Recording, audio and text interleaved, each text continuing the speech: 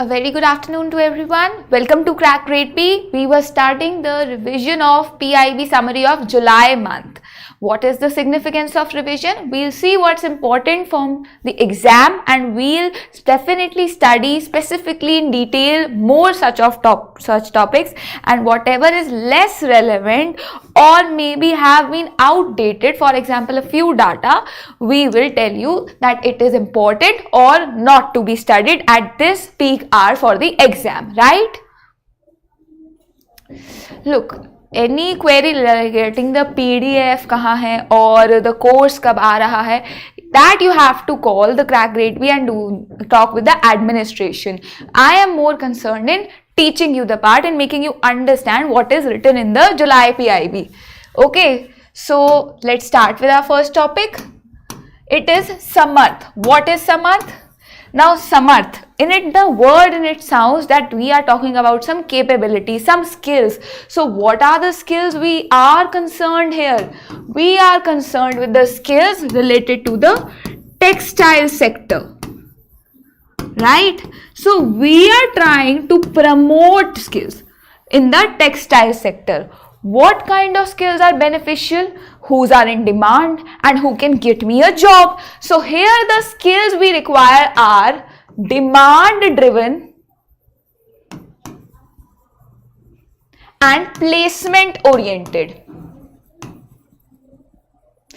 I will get a job in future. That is what the Samarth is all about. What are we then talking about here? That the panel of implementing members who are implementing that. By the way, which ministry is responsible for implementation of Samarth? It is Ministry of Textiles. It may take the help of policy initiative of Ministry of Skills and Entrepreneurship, but the nodal ministry of Samarth will always be Ministry of Textiles, right? So they are talking about the implementing partners of Samarth. They are talking about that there are empanelment of 43 implementing partners. There are 75,000 beneficiaries who are getting training under the skills, who are getting the skills relevant to the Ministry of Textiles. You have to follow the classes for that, Karthik. Only in the classes you know na, that which is relevant and which is not. Come on, let's go. The funding pattern of Samarth. What is the funding pattern? There is an increment of 5% in the cost norms. So for additional financial support, we are going to give a 5% incentive in the cost terms for training the relevant skills in the Samarth sector. Also, how will ministry train? It will go to the industries and tell them that what are your demanding skills and how can the skills be inculcated in someone to have a placement. So they are partnering with different industries. 557 textile industries, 16 central and state government agencies, 3 sectoral organizations, right? This is they are doing to implement Samarth. They are also taking into account the population of the marginalized SC, ST sectors of different states and union territories are also. They have a skilling target of 4.72 lakh beneficiaries and they have allocated 1.88 lakh have beneficiaries, out of it have already got training. So you can say that more than 85% have got training under this program. And the people who have got training under this program, most of them are women. 85% of them are women. So what we are saying, if the target was 4.72, 1.88 are already trained, and out of this 85%, out of this 180.88, out of this 85% were women. And also out of this 1.88, more than 70% are in organized sector. Government can track them. Government has giving them facilities of organized sector. Right? So basically we are trying to bring the informal economy of the textile sector to the formal economy by providing them relevant skills. Yes, Karthik, yes.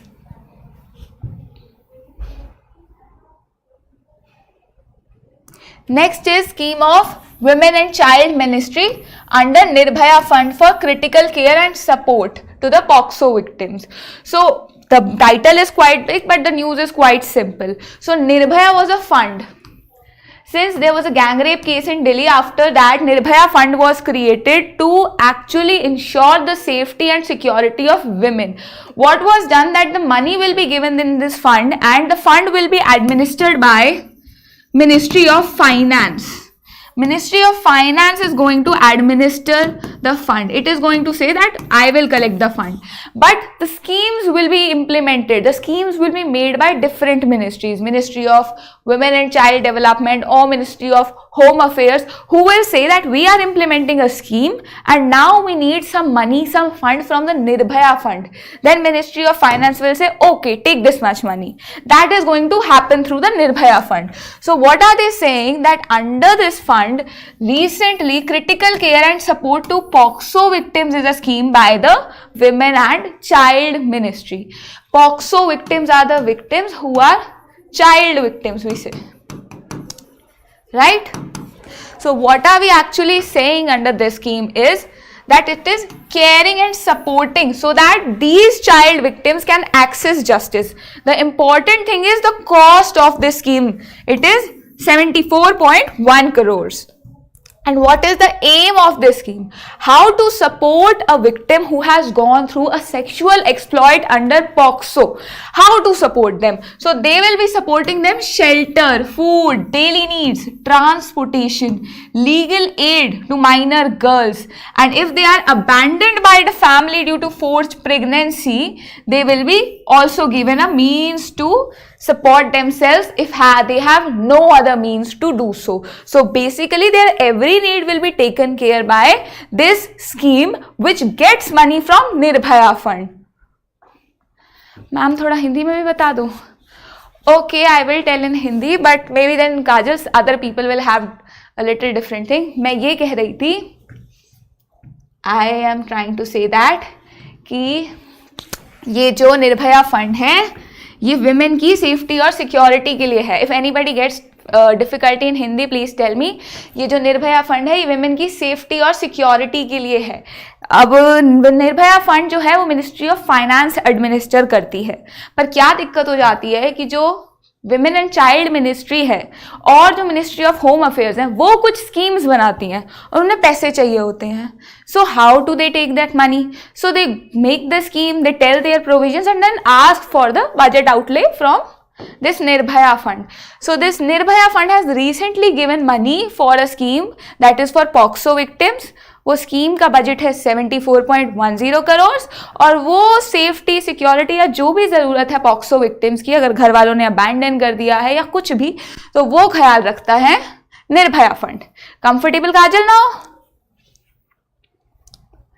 Coming to next, Bharat campaign. What is Bharat campaign? So there is a campaign, एक महीना लंबा, 1 month long was a campaign that was 15 July to 15th August. Since it's over, it has a little less relevance. खत्म हो गई ना, 15 अगस्त तो चली गई, बट स्टिल क्योंकि लास्ट के मंथ की बात है तो थोड़ी सी जरूरी है. एक महीने का कैंपेन था, टारगेट था 7200 करोड़, 15 जुलाई से 15 अगस्त तक. कहना क्या चाहते थे और किया किसने था ये target arrange? Basically ministry of agriculture and farmers welfare ने यह कैंपेन लॉन्च किया था. किसके अंडर लॉन्च किया था? Agri infra fund. Why I am highlighting this things? क्योंकि कभी कभी पूछ लेते हैं ना कि this campaign related to which ministry, under which fund, कितना लंबा था, कितने रुपए का था, क्या बोल दिया. So you should know such things. It was launched by the agriculture and farmers welfare ministry. Agri infra fund के अंडर था. क्या करता है? Banks heralding accelerated. Basically we are talking about the banks, financial institutions who are involved in reforming the agriculture at the grassroots level. Agriculture के बारे में जो भी बैंक इन्वॉल्व है और जो भी वो कुछ चेंजेस करने वाला है उसके लिए हमने एक कैंपेन चला दिया कि हाँ ऐसे होगा हमारा रूरल या एग्रीकल्चरल ट्रांसफॉर्मेशन. और उस कैंपेन को 1 महीना लंबा हमने चलाया इतने पैसों में. और उसमें हमने बातें क्या की? What did we actually said during that? We said that for active involvement of banks, हमें ये स्कीम में पैसे डालने पड़ेंगे, हमें कुछ प्रोजेक्ट्स चलाने पड़ेंगे। 31,850 agri infra projects in the country, जिनके इतने पैसे। तो बेसिकली हम एम कर रहे हैं कि हम कुछ पैसे डालेंगे, कुछ प्रोजेक्ट चलाएंगे, तो बैंक को लगेगा अच्छा ये तो इंटरेस्टिंग है, आ जाते हैं। So that is what they are saying, that for active support of banks for their involvement we will do some money, you know, with 2475 crores as loan amount under the agriculture infra fund का outlay है 42,000 crore, so that हम कुछ create कर पाएंगे, और creation होगा 31,850 infra projects का। In simple words AIF का कुछ आउटले है 42,000 crore. We are saying we will give loan to implement certain projects so that projects would come in place. Who will help in giving the loans? The banks will come. What will they get in return? They will get profit. Loan देने से bank को क्या होता है? फायदा ही होता है ना, बस इतनी सी बात है। समझ में आई? कैंपेन की बात थी, ये कैंपेन में हो क्या रहा है उसकी बात हो गई। IFSC MOUs, now international financial service centre authority ने कुछ मेमोरेंडम ऑफ अंडरस्टैंडिंग साइन किए। इन सिंपल कुछ अग्रीमेंट किए कि ऐसे ऐसे हम बात कर लेते हैं और ऐसा ऐसा कुछ होगा। So what memorandum of understanding do they come upon? They signed the memorandum of understanding with Climate Policy Initiative India on mobilization of global sustainable capital flows in India. कहना क्या चाहते हैं कि ये जो हमने क्लाइमेट पॉलिसी इनिशिएटिव इंडिया के साथ हमने ये बातचीत कर ली है इफ्स्का ने कि अब जो है हम सस्टेनेबल कैपिटल फ्लोज लाएंगे, मतलब हम इतने कैपिटल या ऐसी चीज़ें लाएंगे जिससे हम इन फ्यूचर सस्टेनेबिलिटी इंश्योर करेंगे अपने क्लाइमेट के लिए, क्योंकि क्लाइमेट है तो क्लाइमेट के लिए वो अच्छी रहेंगी। That is what we mean by sustainable. We are trying to ensure the sustainability of the country, of the planet by such capital flows into the country. Right? Coming next.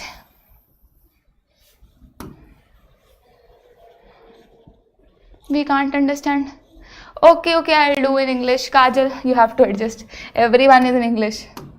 I'll do in English, don't worry. IFSCA also signed a memorandum of understanding with IIM Lucknow EIC Noida campus. What does this IFSCA is about? It is about fintech. What is fintech?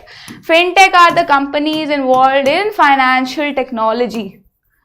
Sometimes we get messages, take loan from this. That is the problem of fintech actually. Fintech is coming up, that financial services are turning into the technology sector. For example, Paytm banks.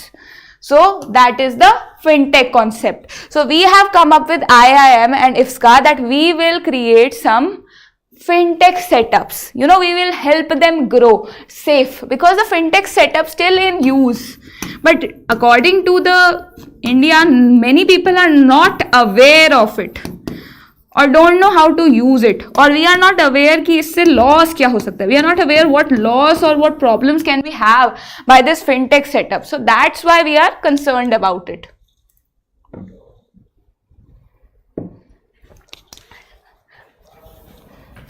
Kajal, hope you are understanding. Also the other people, Satya, Karthik, hope you are understanding. Next comes IFSCA also talked to BITS Pilani. So it is going to the colleges. Why it is going to the colleges? Because the colleges are where youth is there. They will go into research. They will, they will research in the new technology. So they will develop the new ways. We always go to the people who are more curious so that we can get some profitable returns. So they are also working in the fintech. I told you what fintech is. So the MOUs are a little important, that they are actually working in the fintechs, and it was signed with colleges, IIM and BITS Pilani. Next one is more important because it is related to the rural level, and your syllabus highly mentions the rural part, right? So ATR module audit online, it was launched by Ministry of Panchayati Raj. So basically it is a module which is talking about transparency and accountability in panchayat audits. What are audits? So there is an application Audit online application, in which we can get the online data regarding the auditing. Auditing is we are keeping, eyes on you, and when checking that, okay, have you done this financial expenditure properly or not? Like government gave you money to spend on MG Narega, but instead of giving them wages, you did do something else with them. You didn't build a well from that fund which we gave you to build that well. You built something else. So keeping a check on the funds given to the panchayats, and that should be transparent and accountable panchayats, we are doing these audits. To make these audits a little more transparent, a little more efficient, so that there is no case of corruption we are missing out, we are keeping it online through action taken report module of audit online. Fine. Understood? Coming next scheme is important. It was also in your schemes class. Atal Vayo Abhyuday Yojana. Very difficult Hindi name, I know. But what does it mean? It means respect your senior citizens. Simply. Respect your senior citizens. Anybody. Now what the government is doing, government has said that senior citizens have done a lot for the country. Now it is the time for them to have a retirement. So let us respect them, let us help them in taking a fruitful retirement. How is it happening? What is happening that this scheme was introduced by Ministry of Social Justice and Empowerment. Ministry is important. It is to recognize the contribution of elderly to the society, as I told you, and ensure their well-being and social inclusion. Fine. So earlier also there was a scheme regarding this National Action Plan for Senior Citizens. Now it has been renamed as Atal Vayo Abhyuday Yojana and subsumed in which year? April 2021. There are two main components of this scheme. Yes, one is written here, Integrated Program of Senior Citizen, and the second one is Rashtriya Vayoshri Yojana. The first one, what does it talk about? Integrated Program for Senior Citizen. Integration means keeping everything together. So here we are keeping the senior citizens together in their community. How? There are some care homes, right, which keep the senior citizens together. So here we are focusing on the care homes. The care homes for their health, to provide them basic amenities and entertainment opportunities. So there it is shown that how many grants and aids have been released for them. You need to remember what is the component and what does the component mean. Another component is Rashtriya Vayoshri Yojana. Now we have taken care of a person in a another component through the care homes. Now what is in the next component? Now old people have certain diseases, and some diseases need some assistive technology. For example, I have a hearing problem. So as an old person, I need a hearing aid. How to get that hearing aid? So this Yojana is helping you to provide such living devices, assisted living devices that can restore your near normalcy in the bodily function. If you have a disability, low vision, hearing impairment, loss of teeth, locomotor. Fine, these are the two components of the scheme. Now, does every senior citizen is eligible? Does your Dada Dadi or my Dada Dadi is also eligible? No, na? Why? Because this is only to the people who are in the BPL category, and or their income should be less than 15,000 per month. So if any of the senior citizen comes under this category, they can avail the benefit. If not, they can't. Fine. Any doubt in this scheme? Or we move to the next. Now, index of industrial production. Maybe in some of the students I have told you what is this. This is a index to measure the volume production in industries, right? Volume production in industries. Now the data here given is quite less relevant. Why? Because first of all, the basics of always an index is more important. Point number 2, this data is of June month or May month it is written, and you are not really relevant. If you want to read, you can read the data of September or August, but June and May month data is little less relevant. The basics are more important. Basics is that index of industrial production talks about volume production in industries. Major data focuses on 8 core industries which occupy more than 40% in the industries, right? In this data, 8 core industries had more than 40% relevance. Also, what is there? Who releases this data? So it is an industry related data. So obviously, Ministry of Commerce and Industry is releasing this data. This data is released with a lag of 6 weeks. And it is released every month on 12th, right? So that is important in this, in the index of industrial production. Now we'll move to the next index, CPI. This is also I have told someone that consumer price index. It measures the inflation of consumer goods for consumers, right? I as a consumer, how much inflation do I have to face? There are 3 categories of it. It is consumer price index of industrial workers, it is agricultural laborers and rural laborers, they are combined, or rural urban combined index. These are the 3 indexes which come under the CPI. Who releases the CPI? These 2 indexes are released by Ministry of Labor and Employment. Labor Bureau is an attached office which releases it. Last one is we are concerned about. It is released by Ministry of Statistics and Program Implementation. It is also released every month, right? The data is given. The base year is 2012. The base year is 2012 in the CPI, right? And the highest weightage of the product under CPI is of foods and beverages. This is the basic part which is relevant in an index, which can be asked as a question. Otherwise, the data is a little old, so it is not important here. Now, there is another inflation index. It is also an inflation index, right? Wholesale price index. It also has a base year, same base year. It is released monthly. But what is the difference? There are 2 differences in CPI and WPI. Can anyone tell me? CPI explain one more time. Okay. 1 second. I was saying consumer price index is a inflation index. It measures the inflation given through the consumer goods to the consumer. I, me, you, everyone who is taking a consumer good, right? Inflation is measured in that. That's why capital goods are not measured in the consumer price index. Secondly, who releases this index? Now there are 3 kinds of consumer price index.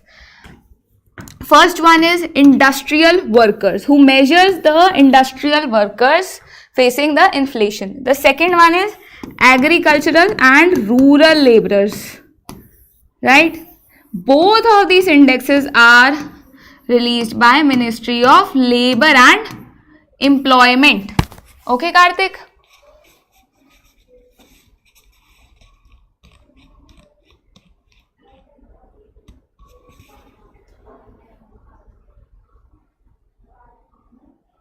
Yes, Satya, you are right, but there is one more difference. Okay, I was telling that there is third index which is released by Ministry of Statistics and Program Implementation, and it is for common for rural, urban and combined. Right? That was all in this. Wholesale, we were talking about that there is difference in wholesale and consumer price index. What is the difference? First difference is very true, that consumer price index is for consumer goods at retail. Wholesale talks about wholesale goods for industries. Second difference is that wholesale price index talks about goods only. It doesn't talk about services. Consumer price index talks about services like tourism, hospitality, health, education. Wholesale price index is not concerned about services, right? The second difference, another difference is who releases it. CPI, I told you, either was released by Ministry of Statistics and Program Implementation or Labor and Employment. Wholesale price index, since we are talking about the wholesale bulk products needed by industries. So, who is going to release it? Obviously, Ministry of Commerce and Industry, right? Am I clear, Satya? Right, the data is again here not relevant. The base year is 2012.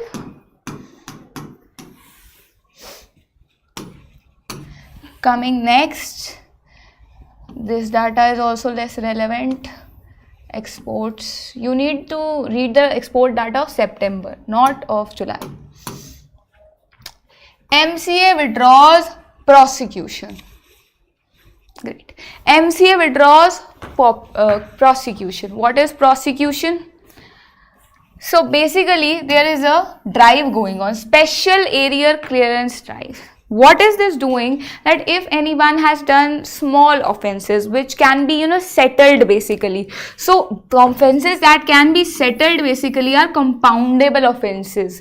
Maybe by some penalty, some punishment, we can settle the case. It is not as major as murder or something like that. It is some small theft or something like that. So in that case, this drive is trying to promote ease of doing business. How?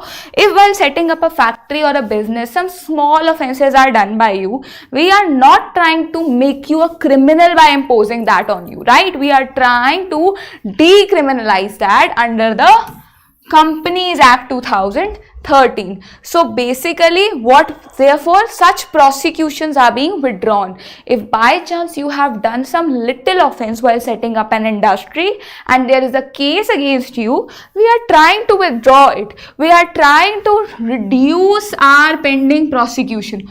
What will this do?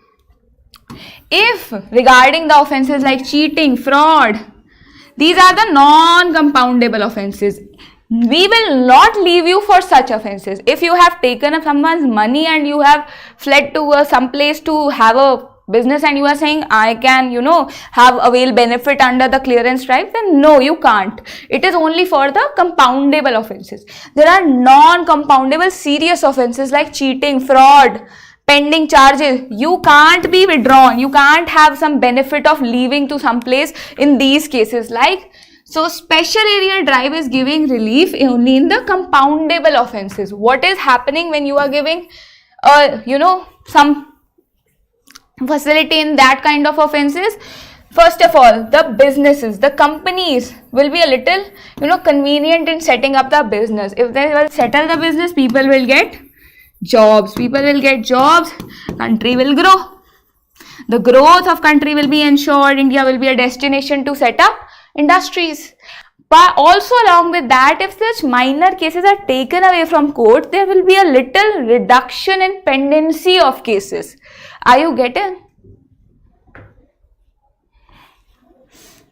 Yes, it is. Yes, Satya. Until and unless it is the data of May and June are related to something which changes frequently, monthly or daily.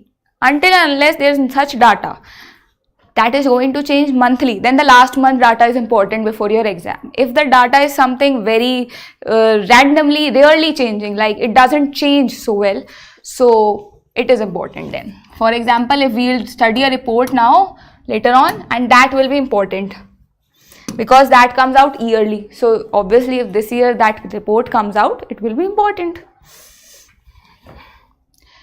Export Preparedness Index. So how prepared the states are to export the products. Based on that, this report came out, this index came out, and the important thing is the pillars of this index. That the pillars of the index are based on 4 factors.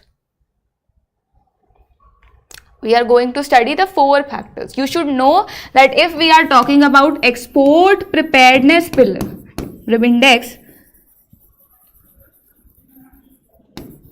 what is the pillars surrounding it? First of all, there are 4 pillars. First one is policy pillars. It sees that what are the export related policies in the country. Is there any relief? Is there any special policy that is going to promote the workers to do export, right?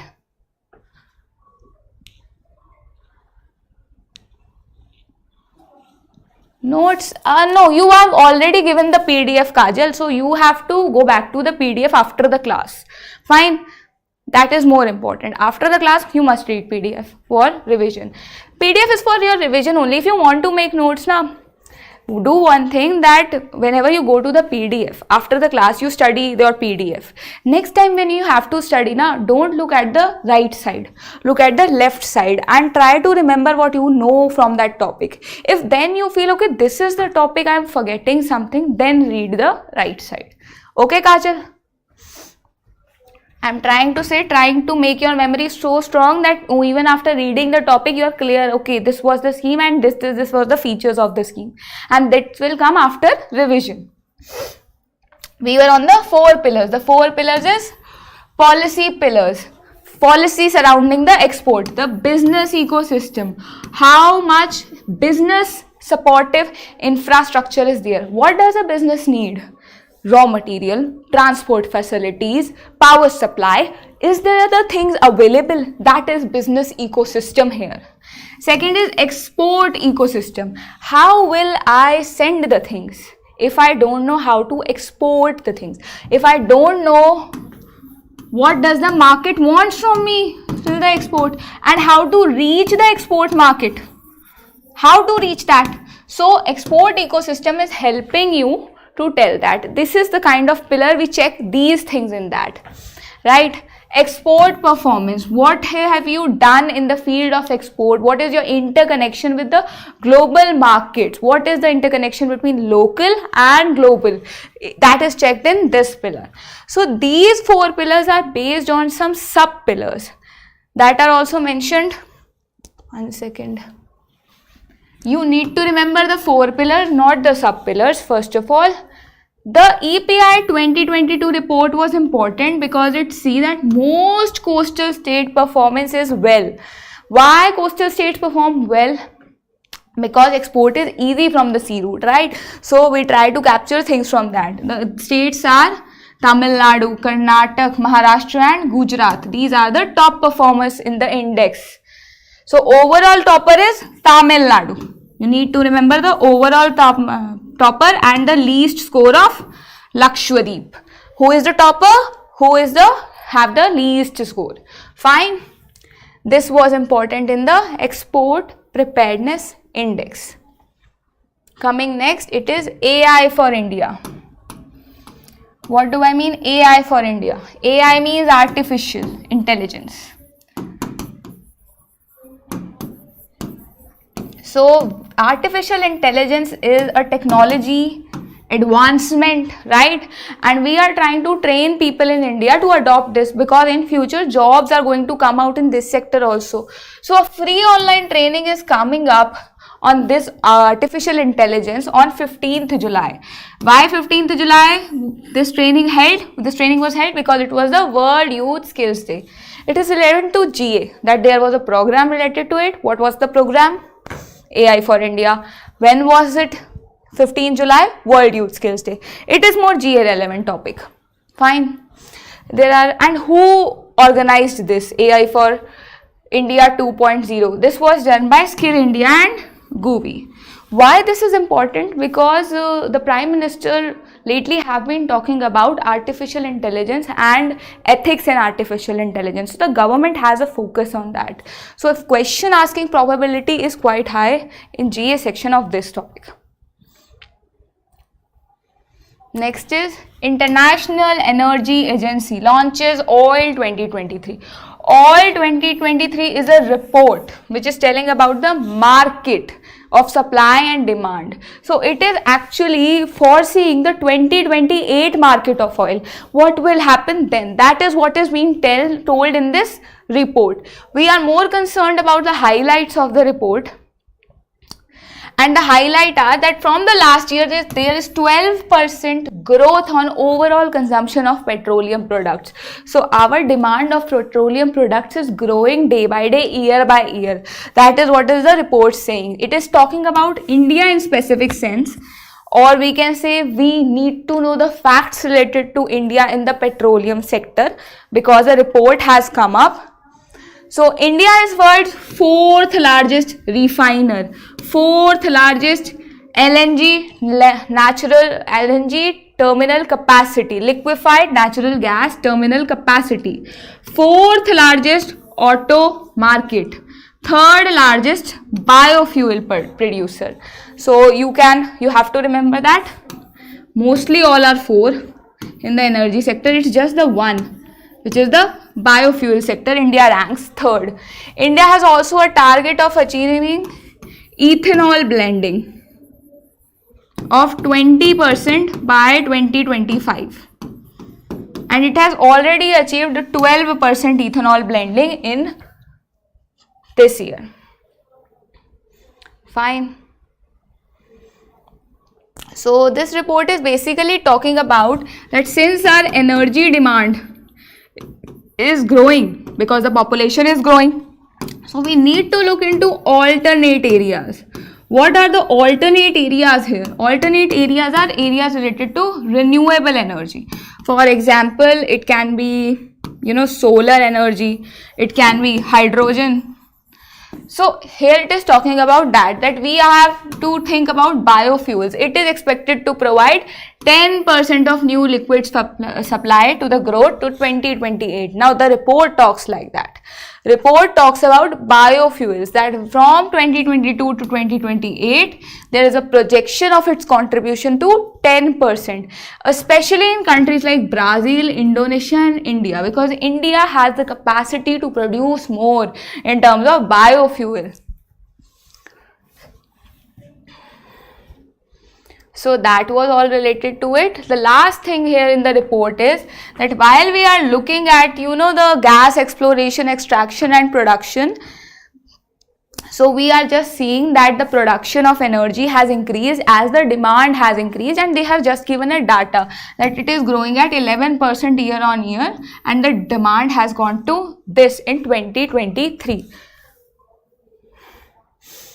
There is nothing more important in this report. The India related facts were the most important if you ask from me. Now this report is important specifically for your ESI section. Why? Because National Multidimensional Poverty Index, this index have come up recently. It was not there from always, and we are focusing on multi-dimensional poverties. There is also an index on world based related to it, but NITI Aayog have made it indigenous to suit their needs. So now we have come up with this poverty index. What we mean by multi-dimensional, that we are not just looking to economic sector, we are also looking to non-economic sectors. Right? And on what data this report is based? How are we telling people that you are multidimensionally poor, you are good in this sector, you are bad in this sector? We are using the data of NHS 5 2019-2020, and this is the second edition. This is the second time only that NITI Aayog has come up with a multidimensional index. So it has a recent initiative. It has told that 13.5 crore Indians have escaped multidimensional poverty from 2015 to 29-21. So data is important here because this report is Indian and related to ESI directly. Also there is a decline of 9.89% in the India's multidimensionally poor. Right? Current data shows 14.96. Rural areas, most importantly, your syllabus mentions in bracket rural areas, right? So rural areas saw the fastest decline. They have declined to 19.28%. During the same period, urban areas, the poverty declined to 5.27%. MPI value has nearly halved in these 5 years, that is, it has reached to 0.066. And intensity of poverty, how intense the poverty is, how focused the poverty is, it has been declined to 44%. We are focusing on SDG 1. SDG 1 focuses on poverty.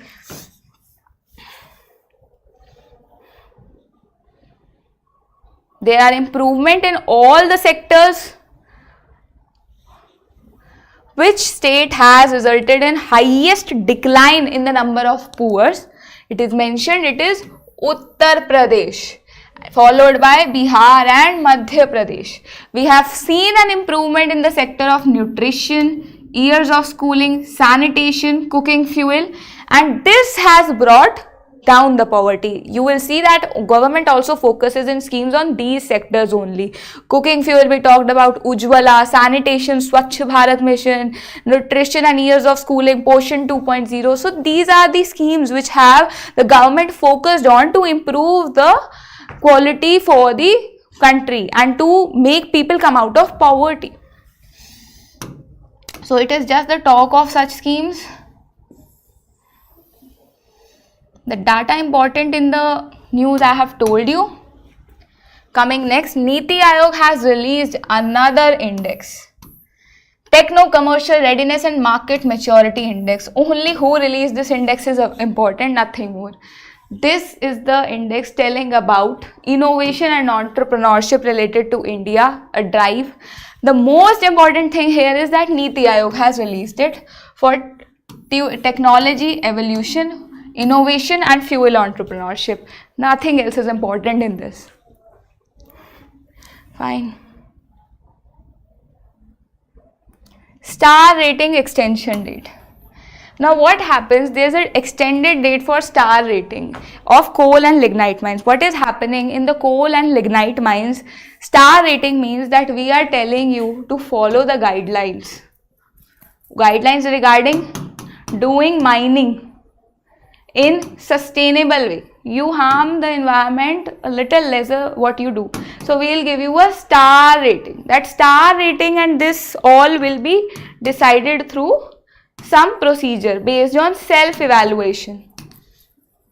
So a person has to register themselves telling I want a star rating, and there was a registration date for that. Now it has been extended, but that date, last date was also of July, which is not relevant to us. So you only need to know what is star rating, which I explained to you, nothing else. And star rating is related to coal. Specifically, you need to remember that, right? Little just about MPI values. Okay. Look, MPI values I have told you.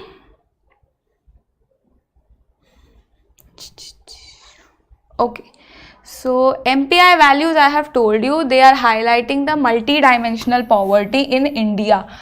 Now various indexes are coming up in the world, like hunger index, poverty index, which somehow tells India that India is not doing enough for their poor.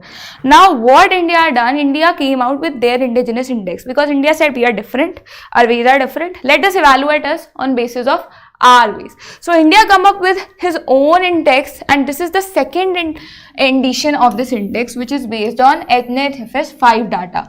This data tells about child mortality, undernutrition, fertility rate, and so things. So we have taken data from this and checked out whether who is multidimensionally poor and who is not.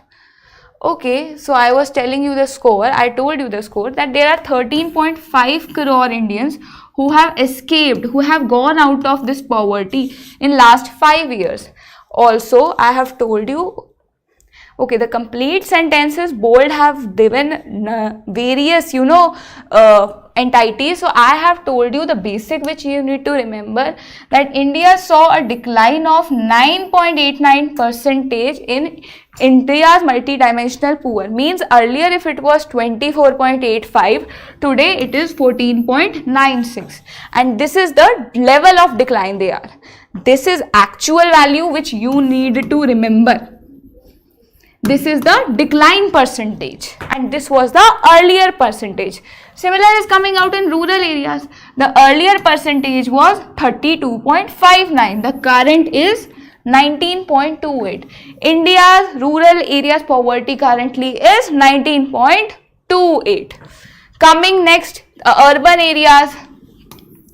Previous value of poverty was 8.65. Current value of poverty is 5.27.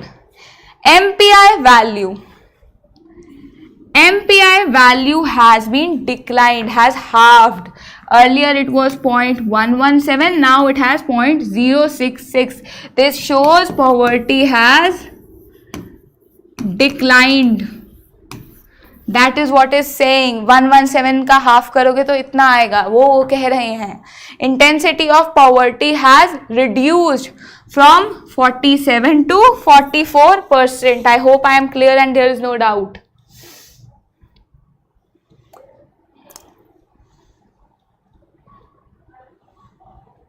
Coming next. Okay, now this is important because this is again related to agriculture. So recently a seminar was held on community service centers, common service centers,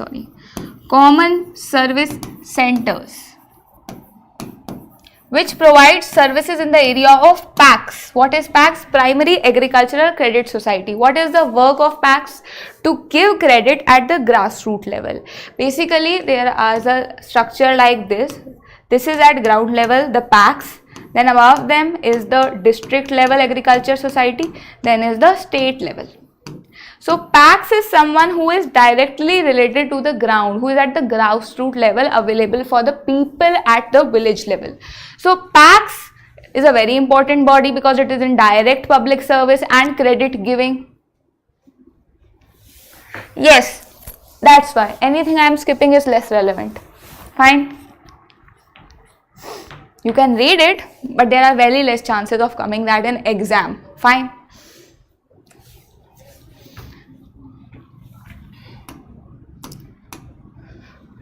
Coming next, I was talking about PACS. So PACS are the backbone of cooperatives. So what is happening that credit societies at the rural level are community based. There is a cooperative kind of structure. People are coming together to give each other, to contribute, to cooperate and to give each other credit. So that's why we have taken it as a group of body called cooperatives. And they are coming through the common service centers, right? So they use the common service centers in the rural areas, and it is expected if people will come together and use that common service centers for registration, for the involvement of PACS, then employment will somehow generate. Okay. The next thing is, so now who is actually talking about the relevance of PACS and the common service center? It is the Ministry of Cooperation, which is treating PACS as a cooperative and telling about its guidelines. Right? It is trying to tell that PACS is to diversify its business by undertaking more than 25 different economic activities. So while PACS is giving the credit, it has to give the credit in more activities. That is what is being said here. Till now, there are 17,000 PACS registered on the Common Services Center portal, and 6,000 PACS are going to start providing services as a Common Service Center. They will be available for everyone to provide credit, right? Also, there are 5,20,000 CSCs which are currently functioning as the delivery points of government and public services. So have you ever read in some of the schemes there is written that you have to register yourself to the common service center for availing this scheme? That means that government has a point. Government doesn't directly give you benefit, right? It has a midway point which is called common service center.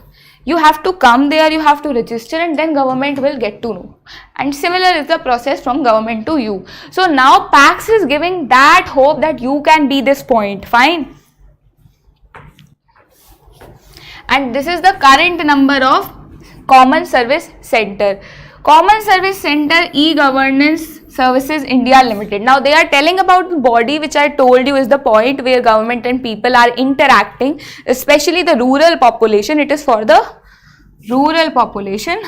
It is a special purpose vehicle under the Companies Act.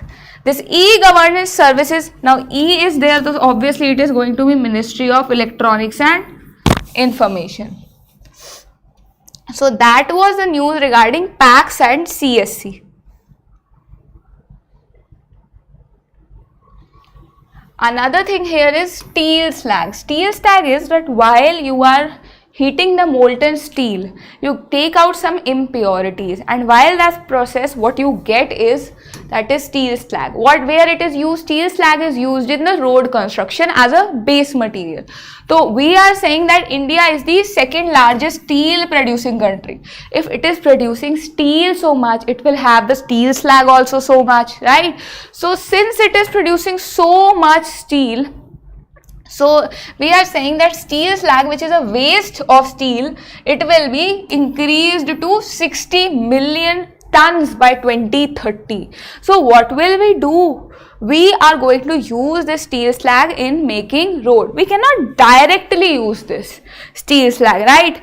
We have to apply some technology or methodology to use this steel slag. So we are going to make the first road in Surat, which is in Gujarat. We are going to make a steel slag road using a technology. The technology name is not important. So that is all. The quantity is not important. The thing you need to know is there is no natural blast of any kind has been used in the construction of road.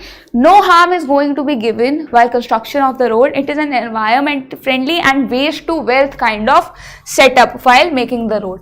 Also, Border Road Organization is creating a road in Arunachal Pradesh. Also, highways are taking up the steel slag. So which highway is taking up? National Highway 66. Fine. So the technology which is making this steel slag usable in different road construction is developed by Central Road Research Institute, which comes under the Ministry of Steel. It has a project with Ministry of Steel. They are collaborating together. It comes under the ambit. They are basically collaborating with each other to use the waste of steel, that is steel slag, for their effective disposal. We are expecting we will use 19 million tons of steel slag effectively in the country, which will reduce the waste, right? This was all. Next is Ministry of Textiles Chintan Shivir. Chintan Shivir is an event where Minister Piyush Goyal came up and told about our target. Event is less relevant. The target is important. What was the target?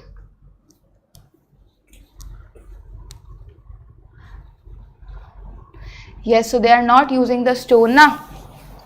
That's why they are telling that we are not using the stone. Maybe in the steel road there is stones are used, but you have to remember there are no natural stones. While implementing the technology related to steel slag, they are not using any natural stone or any natural impurity basically. Chintan Shivir is, I told you, an event where we are talking about a roadmap. The target is important, what the Ministry of Textiles is trying to achieve in future. The future in target is $250 billion textile production and export of $100 billion in 2030. This is very factual and need to be remembered that we are trying to achieve the production and export at that level. So there were different group brainstorming sessions held, and obviously to achieve this target we will focus on export, investment, sustainability, and the processing that is natural to man-made fiber. So that is going to result in, only thing important in this news is this target. Fine. Moving on. Nuclear energy. By nuclear energy, what are we trying to say? That currently nuclear energy, you know that it is one of the type of, we say, clean energy. Why we say clean energy? We say that if it is utilized properly, it won't harm the environment, but it's waste. If it is not utilized properly, it will not only be harmful for the environment but for the mankind also. That is what we say. So present nuclear installed capacity, presently we have the installed capacity of 7480 megawatt, out of which 23 are nuclear power reactors. They generated some unit of electricity. Important part is first line. How much total generation capacity, installed capacity do we have? Second line important is share of nuclear power in total electricity generation was about 2.8% in the year 2022 to 2023, right? Present installed nuclear power capacity is set to increase at 22,480 megawatt by 2031. 3 lines, important, data can come. Data can come. Fine. Energy sector is very important nowadays. If GA question is made, definitely data is coming. This is again less important. Heat index. So IMD recently came up with this heat index. What are they talking? Who launched this? IMD, Indian Meteorological Department has come up with this heat index on experimental basis. So it can say that experimental basis is somewhat like pilot basis. What does it going to do? It is going to provide general guidance for the region within India. Their apparent temperature feel like temperature on higher side causing discomfort for the people. Means we will check in the state whether the apparent temperature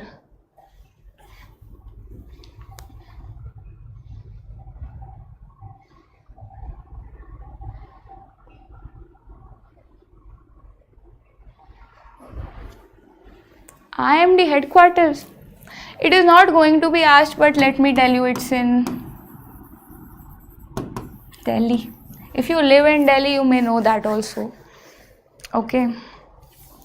So basically by heat index, the IMD is trying to tell you, give you a signal, what is the heat, apparent heat we are feeling in the states. We are feeling like because of humidity or some other factors, the kind of heat is coming out, even if the temperature is normal or not at such a level which we are experiencing the heat for. So these are the indexes, again important. Green tells you that heat index is less than 35 degree, it is okay, green means okay. Yellow means that heat index in the range of 36 to 45 degrees pe.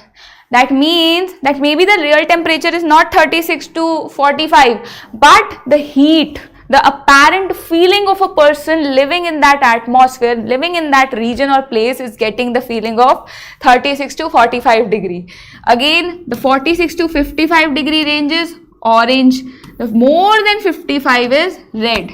Maybe the temperature is not 55, but the apparent feeling, we are feeling that in this region, this is as heated as a 55 degree. Who feels? IMD feels.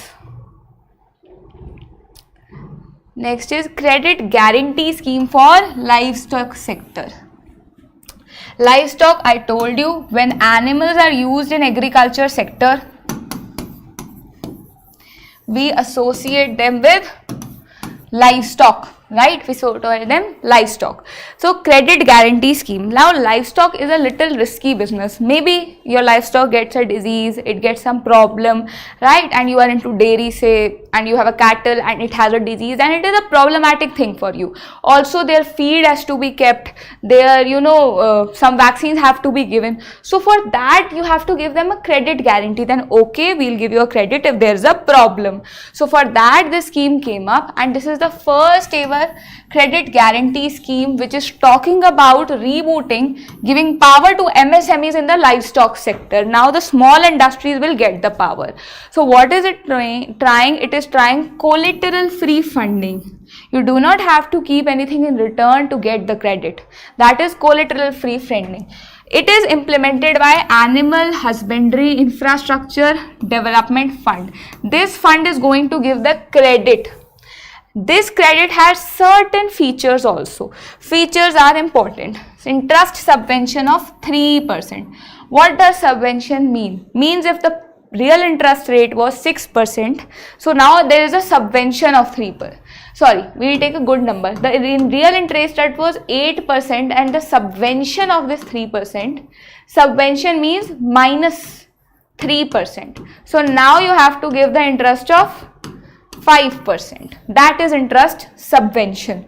So the interest subvention of 3%, loan up to 90% of the total project cost from any scheduled bank and National Cooperative Development Corporation. So they specified the benefit, they specified the available party you have to go to take that benefit, right? The implementing body, you can say the fund, established a credit guarantee fund trust of rupees 750 crores, and it will provide coverage of the 25% of the credit facilities to MSMEs. Basically this fund has a defined quantity, and that defined quantity out of that 25% will be given to the people, more specifically to the MSMEs.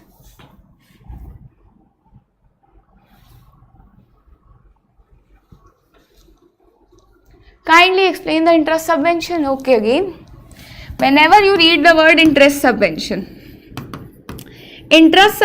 means that whatever was the real interest rate, whatever interest rate bank was giving you a loan or credit society was giving you a loan, now if government says that we are giving you interest subvention, means we'll minus the interest subvention and then you have to give the real interest rate. For example, bank said, I will give you loan on 8%.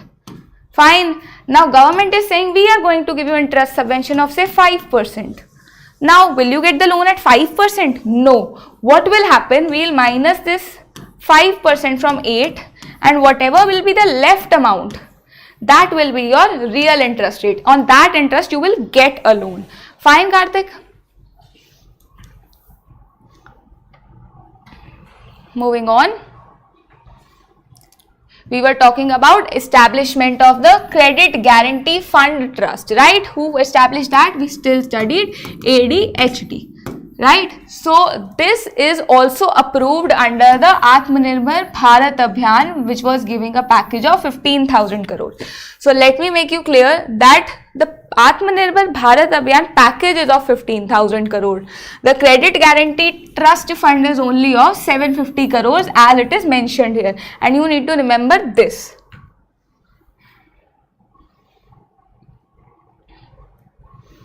Okay, now what are the companies which we are interested in actually giving the credit? The dairy processing, the meat processing, animal feed plant, breed improvement technology, animal wastage to wealth management, setting up of veterinary vaccines and drugs manufacturing. So these are the sectors, these are the Section 8 companies. Along with that, there are some farmer producer organizations. For all these activities, we are willing to give credit under the fund we just read about. Fine.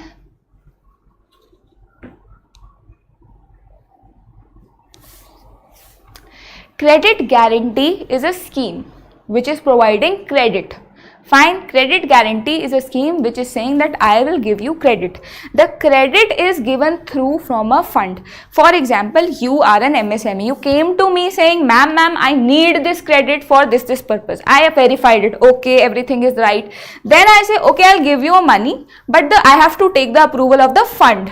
So I will go to the fund and take money from that fund which has been created, the credit guarantee fund, credit guarantee trust. Okay, by ADHT. I'll take money from that and I'll give you credit. That is the scheme.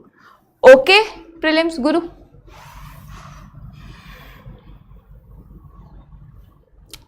Consumer price index number, I have told you, right? EPFO payroll data. Again, they are the numbers of May. So, less important for us. Nai Manzil scheme. So, schemes are very important for us anytime. So, Nai Manzil scheme. First of all, who came up with this scheme? Ministry of Minority Affairs. And this was a central sector scheme. What are the central sector schemes? Which are fully funded by the Government of India. Means center is going to give money, state is not. That is the central sector scheme. So this scheme came up in 2015 and 50% of the funding is coming from World Bank. So World Bank and government, that is center, is coming together to fund a scheme for minorities, that is Nai Manzil scheme. What will it do? Minority youth who do not have a formal school leaving certificate, that is they are school dropouts. It will help them providing skills. It is written, it provided them some formal education and skills so that they can get employment. Now the name is Nai Manzil, right? What does Nai Manzil means? It means new destination, right? How will you reach new destination if you are a school leaver? You do not have a school leaving certificate. There is no proof you had some skills. Government will come, say we will provide you skills so that you can be employable. You can earn your living. That is Nai Manzil scheme. So target was to give 1 lakh people the benefit under this scheme, but the ministry allocated 99,980. Some part of the beneficiaries are missing and they have done the expenditure of rupees 456.19 crores so far. Coming next, India Energy Security Scenarios 2047. So what are we saying? That Niti Aayog has released an analytical tool for managing climate change and exploring zero pathways. So Niti Aayog released this kind of document where it talked about what are the energy initiatives they are going to take till 2047, right? That is what is this. Who came up with this? Niti Aayog. So it is a energy user-friendly and interactive energy modeling tool. Basically, it is a kind of service where the user is able to see and basically able to get actually what are the energy initiatives is going on. What are we saying? That we are planning that by 2047 there are going to be some energy transition, right? Renewable energy will come into picture. Now there is a think tank in our country called Niti Aayog who is running everything in research. They came up with this to tell the users, to tell the people that what are we doing, what do we have in mind to change the landscape of energy, and that is what this tool is all about. Now with time we are doing changes in this. It is an open source tool, means anyone can see it, anyone can make changes in it. Fine. That's all in that. All you need to remember what it is and who is associated with. It is Niti Aayog.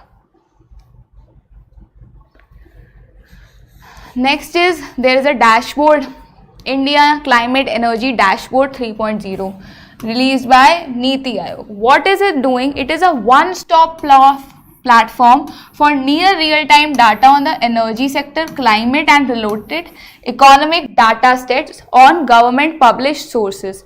Means anything that is done by the government on the energy sector, and we need to know its data, what is happening, why is it happening. This dashboard is going to provide that data in energy sector, climate, and if there is an economic activity going through it. That is the kind of platform it has. Now there are some topics which are GA based. We can do them a little quickly. Kar Puja. It is a festival annually celebrated in Tripura. What does it mean? It takes place 2 weeks after Kharchi Puja. You need to remember it is a festival in Tripura held annually. GMAX, we have already read it. It is a Japan and India related maritime exercise. National Fish Farmers Day meet. So it was organized and it talked about the Startup Conclave in Mahabalipuram. I think we have also read this. G20 conferences of last month are important, before that are less important, that's why I am skipping that. Safeguarding citizens' interest in financial frauds webinar. So there was a web-based seminar organized which talked about that citizens are facing through some financial fraud, we can prevent it. The important thing is it was organized by CIRA Bangalore in association with Department of Justice. So disaster response. In case any state gets disaster, fine, there is one body at the center level called NDRF, which is responsible for tackling the disaster, any natural disaster, man-made disaster. At national level, it is under Ministry of Home Affairs. Similar such body is for states help, that is SDRF. So recently, Ministry of Finance gave money 7532 crores to 22 state governments for their state disaster fund.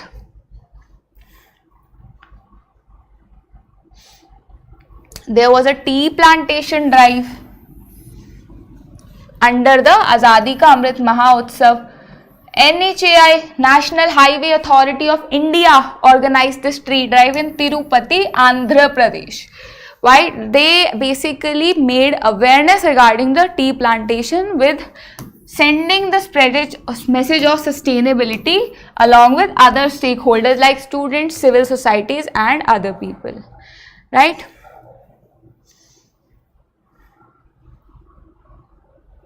Sagar Sampark, the name itself says Sagar, sea, water.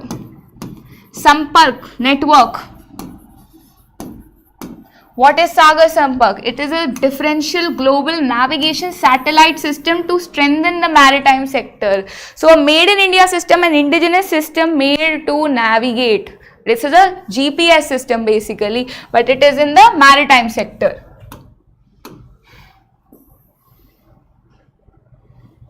It is factual that Grand Cross of Legion Honor is the France highest honor and it was given to Narendra Modi. Nothing more in this. There is a conference of traditional medicine. This is important because this has come up in news of, I guess, July as well as August and September. That there was a conference on traditional medicines, right? And obviously traditional medicines are famous in Ayush. Now whenever the international conference is going on, we also take the help of external affairs and we talk to ASEAN on that, right?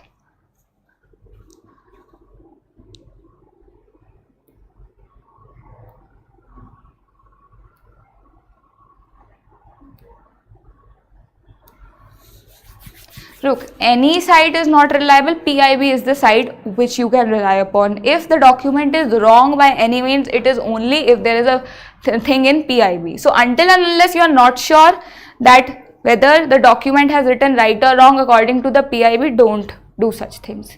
I am telling you, read the document. If any doubt, type the topic, read the PIB. That's it.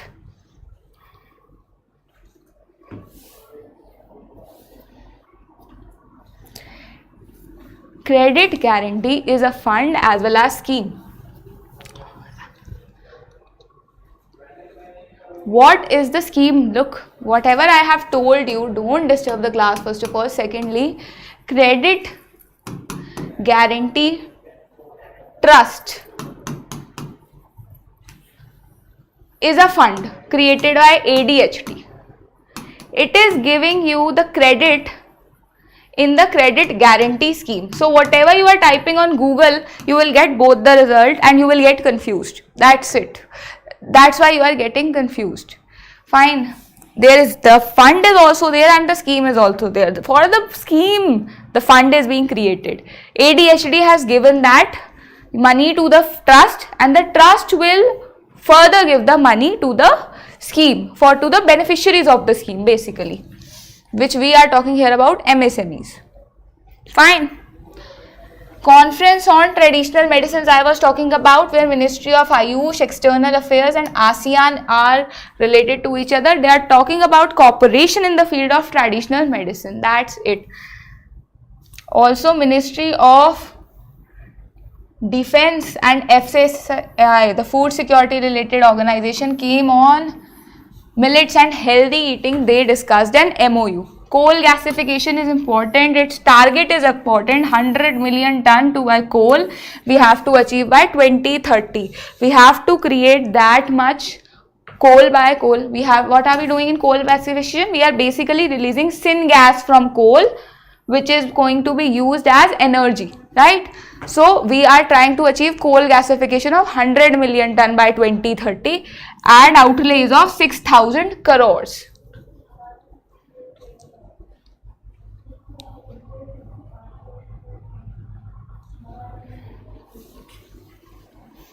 The scheme has a nodal fund, which is that fund. Fine. No one is going to ask you who is going to give loan. The scheme is the question which you will be asked from. Scheme is under which ministry? Scheme has which fund?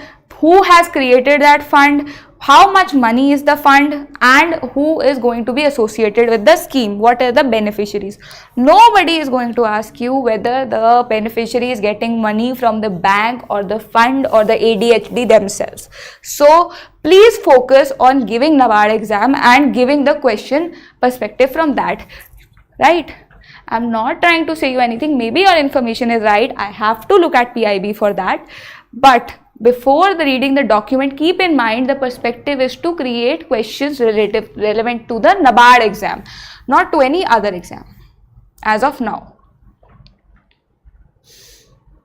We were in the Ministry of Education. I have told you about that there is a program of Vidyanjali. It is the only thing important here between the MOU signed between Ministry of PhD Chamber of Commerce and Ministry of Education, that Vidyanjali is a school volunteer management program under Ministry of Education. It aims to strengthen the government and government aided schools through community and private sector involvement. Basically, we are trying to improve the quality of education through a volunteer program. Vidyanjali is that volunteer program. Fine. We'll end the session today on this note. Whatever is left, we'll do it tomorrow. I hope the PIB class was clear to you and you get your facts clear. Whatever is the doubt, I will definitely clear it in the next class if possible. But according to me, such kind of questions are not asked. Who is getting the loan from where, right? If any other doubt, please ask. Otherwise, we'll end the class here. Thank you.